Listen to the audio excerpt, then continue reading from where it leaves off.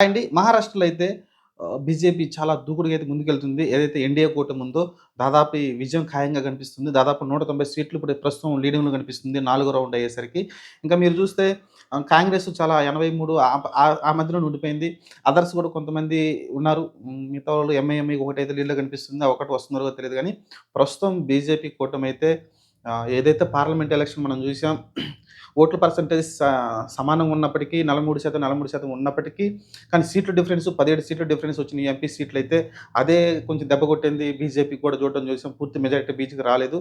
కానీ ఇప్పుడు చూస్తే సీఎం ఎలక్షన్ రాంగానే మళ్ళీ ఎన్‌డీఏ కూటమైతే భారీ విజయం సాధించబోతుంది. ఇంకా నాకు తెలిసి 200 దాకా 200 దాకా ఎళ్ళే పరిస్థితి అయితే కనిపిస్తా ఉంది. మ్యాజిక్ ఫిగర్ వచ్చేసి గెలవాల్సిన సీట్లు 145 సీట్లొస్తే గెలిచేస్తుంది ఎన్‌డీఏ కూటమి. కానీ ఇప్పటికే దాదాపు 100 సీట్ల డిఫరెన్స్ అయితే కనిపిస్తుంది. కాంగ్రెస్ కూటమి చాలా దారుణమైన ఫలితాలనైతే చవిచూడబోతుంది. ఇంత భారీ విజయం అనేది బీజేపీకి కూడా చాలా అనుకూలంగా కనిపిస్తుంది. ఎందుకంటే ఫ్యూచర్‌లో మళ్ళీ జమిలి ఎన్నికలంటున్నారు. త్వరగా రాబోతున్నాయి కాబట్టి ఇదొక సూచనగా కనబడుతుంది. ఏదైతే తప్పులు జరిగినాయో ఆ తప్పులనైతే బీజేపీ కూటమి సరిజేసుకొని ఇక్కడికైతే రావడం చూసాం. అలానే ఎన్‌సీపీ వాళ్ళు కూడా బలం పుంజుకున్నారు. బాగానే ఉంది. అటుపక్క శరద్ పవార్ కావచ్చు, ఇటుపక్క అజిత్ పవార్ కావచ్చు. ఇద్దరు కూడా పోటాపోటీ సీట్లయితే వాళ్ళకి కూడా వస్తూ ఉన్నాయి. వాళ్ళు బాగానే బాగుపడ్డారనుకోవచ్చు ఇద్దరు కూడా. ఎందుకంటే డివైడ్ అయిన తర్వాత ఇంకా సీట్లు పెరిగినయి వాళ్ళయి.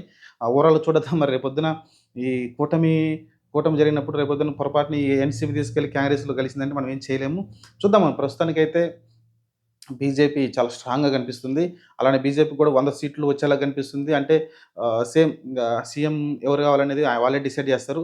అలానే ఆల్రెడీ ఇంతకుముందు ఉన్న సీఎంనే కంటిన్యూషన్ చేస్తామనేది వాళ్ళైతే చెప్పడం చూసాం. మరి చూద్దాం ప్రస్తుతం అయితే బీజేపీ చాలా దూకుడు ముందుకెళ్తుంది. నాలుగో రౌండే కాబట్టి ఇన్ని సీట్ల డిఫరెన్స్ ఉన్నప్పుడు ఇంకా ఆల్మోస్ట్ విజయం ఖాయంగా కనిపిస్తుంది. వాళ్ళ నాయకులు కూడా సంబరాలు చేసుకోవడం మొదలెట్టేశారు. ఇంకా చాలా రౌండ్స్ ఉన్నాయి. అయినప్పటికీ ఈ ట్రెండ్ అయితే కొనసాగుద్దనిపిస్తుంది నాకైతే క్లియర్‌గా. ఈజీగా 200 సీట్లయితే టచ్ చేస్తుంది. దాదాపు 100 సీట్ల మెజారిటీతోటైతే ఖచ్చితంగా గెలవబోతున్నట్టయితే తెలుస్తుంది నాకైతే క్లియర్‌గా. మరి చూద్దాం. ఇంకొక పక్కన జార్ఖండ్‌లో అయితే పోటాపోటీగా నడుస్తుంది. నువ్వా నేనన్నట్టయితే కాంగ్రెస్ కూటమి, బీజేపీ కూటమి అయితే కనబడతా ఉన్నాయి. జార్ఖండ్‌లో 38, 38తో ఉంది. కొన్నిసార్లు 40, 40కి వస్తుంది. ముందు వెనక అవుతా ఉంది. అక్కడ చాలా టఫ్ ఫైట్ అయితే నడుస్తా ఉంది ముందు వెనక. అక్కడ మ్యాజిక్ ఫిగర్ కావాల్సింది 81 సీట్లున్నాయి. 41 సీట్లొస్తే గెలుస్తారు ఎవరైనా సరే. లేకుంటే 42 సీట్లు రావాల్సి ఉంటుంది. మరి చూద్దాం ప్రస్తుతం అయితే అక్కడ కూడా టఫ్ ఫైట్ నడుస్తుంది. ఒక పర్సన్ అయితే లీడింగ్‌లో కనిపిస్తున్నారు. ఇండిపెండెంట్ అనుకుంటాను. ఒక పర్సన్ అయితే లీడింగ్‌లో కనిపిస్తున్నారు ప్రస్తుతం అయితే. చూద్దాం మరి జార్ఖండ్ చిన్నది కాబట్టి మెయిన్ కాన్సంట్రేషన్ ఇక్కడే ఉంటుంది. మహారాష్ట్ర పైనే. మహారాష్ట్రలో బీజేపీ కూటమి, ఎన్‌డీఏ కూటమి అయితే చాలా ఫోర్స్‌ఫుల్‌గా దూసుకుపోతుంది. చూద్దాం మరి ఇంకా ట్రెండ్ ఇట్లానే కొనసాగిద్దా? ఏమన్నా కాంగ్రెస్ పుంజుకుంటుందో చూద్దాం. ప్రస్తుతం అయితే బీజేపీ గెలుపు ఆల్మోస్ట్ ఖాయంగా కనిపిస్తుంది.